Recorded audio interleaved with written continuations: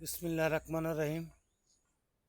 আজ বৃহস্পতিবার বিকাল 3 ঘটিকার সময় লুপাড়ার সকল স্তরের জনগণকে অনুরোধ করা যাচ্ছে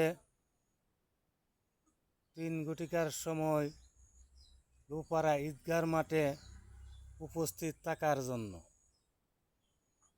আজকে ঈদগাহর হিসাব নিকাশ বোঝানো হবে, পাশাপাশি ঈদগাহ নতুন কমিটি করা হবে।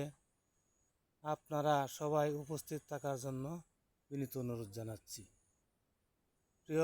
আমি আবার বলছি, প্রিয় লুপাড়াবাসী, আজ বিকাল 3 ঘটিকার সময় লুপাড়া ঈদগাহ মাঠে সবাই উপস্থিত থাকবেন।